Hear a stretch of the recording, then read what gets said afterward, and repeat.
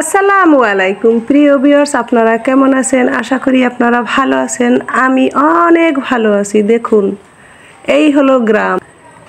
নদী, খাল, বিল যাই আমাদের ঘরের কাছে বা আশেপাশে থাকে তাতে গোসল করি। এখন তা আধুনিক, তারপরেও ছেলে মেয়ে কিন্তু এভাবে গোসল করে।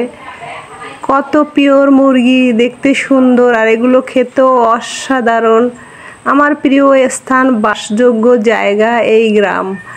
প্রয়োজনে আমি থাকি শহরে, কিন্তু এরকমের টাটকা খাওয়া দাওয়া, সবজি, মাছ, গোসল, আবহাওয়া সব কিছু মিলিয়ে এইটাই আমার কাছে প্রিয়। দেখুন, কলা গাছের একদম পিওর তরতাজা কলা। এখানে কোনো রকম ফরমালিন নেই। কোথায় পাবো এগুলো?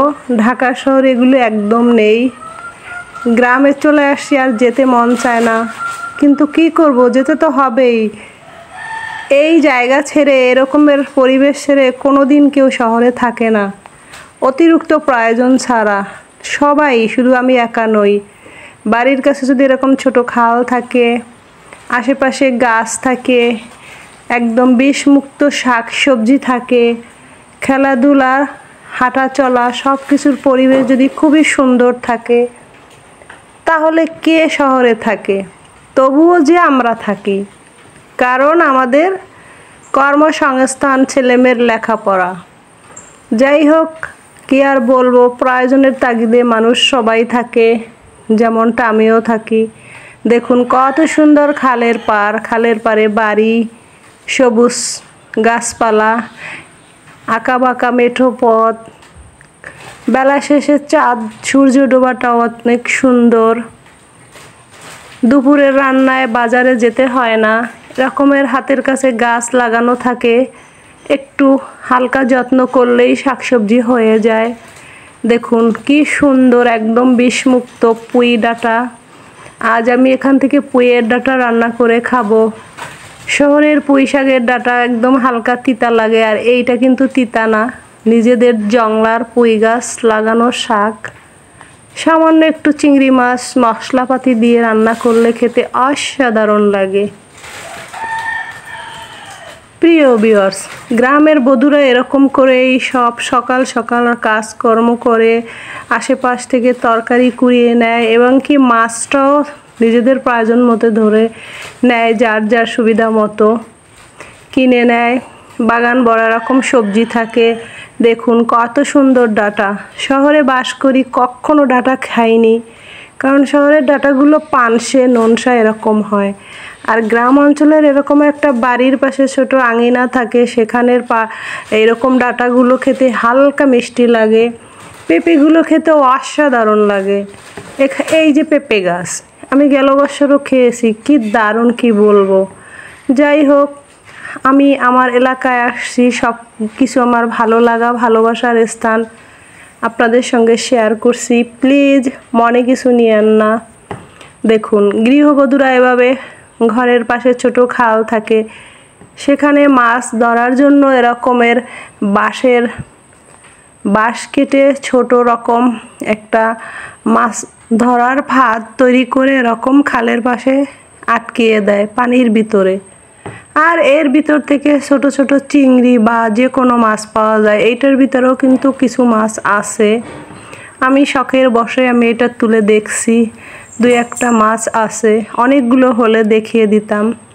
প্রিয় ভিউয়ার্স, সঙ্গে কিন্তু ইলিশও আছে আমাদের নদীর, একদম তরতাজা বিষখালী নদীর। দারুণ সুঘ্রাণ এই মাছ খেতে। এই মাছের ভাজা খেতে অনেক সুস্বাদু। আবার দো পেঁয়াজাও করা যায়, হলুদ মরিচ লবণ দিয়ে মেখে তেলের উপরে ভেজে, তারপরে পেঁয়াজ হলুদ মরিচ আবার ভালো করে তেলে কষিয়ে রান্না করে আমরা খাই, খুবই সুস্বাদু। আর এই মাছ রান্না খেতে কিন্তু বৃষ্টির দিনে বেশি ভালো লাগে। আল্লাহর রহমতে আজ এই মাছ রান্নার ফাঁকে হঠাৎ বৃষ্টিও চলে আসছে। সব কিছু মিলিয়ে কি যে বলবো, পরিবেশটা এতটা প্রিয় হয়ে উঠছে আজকে, প্রতিদিনই ভালো লাগে। রোদ, হালকা বৃষ্টি, ওয়েদার ঠান্ডা, খাবার দাবার ফ্রেশ, একদম মন ভরার মতো একটা দিন শেষ হয় প্রতিদিন।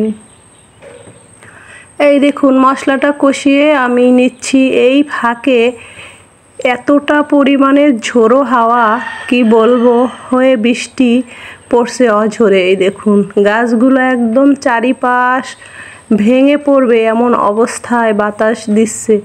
এটা কিন্তু অনেকক্ষণ থাকে না, হঠাৎ এসে হঠাৎ চলে যায়, কি আর করার। এই দেখুন দেখছি রান্নাটাও শেষ করে নেব।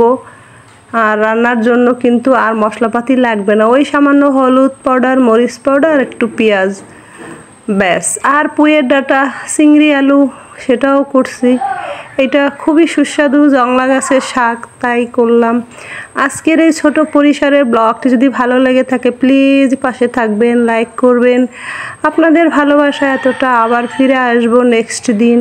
আপনাদের সুস্বাস্থ্য কামনা করে আজকের মতো বিদায় নেব। প্রিয় ভিউয়ার্স, আপনারাও প্রতিটা মানুষ শহর অঞ্চল থেকে গ্রামে আসবেন, খাবেন, ঘুরবেন, মা বাবা, ফ্যামিলি, ভাই বোনদের সময় দিবেন, দেখবেন মন ভালো থাকবে। আর প্রতিটা মানুষের উচিত 1 মাস অন্তত 2 মাস পর হলেও এসে ওয়েদার জায়গা চেঞ্জ করা, শহর থেকে গ্রামে, গ্রাম থেকে একটু শহরে, বিভিন্ন জায়গায় ঘোরাফেরা, তাহলে শারীরিক সুস্থও থাকে, মনটাও ভালো থাকে, আর পরিবেশ পরিস্থিতি সব ঠিক হয়ে যায়। একঘেয়েমি আর ভালো না লাগাটা থাকে না মনে। যাই হোক প্রিয় ভিউয়ার্স, আজকের মতো বিদায় নিচ্ছি। আল্লাহ হাফেজ।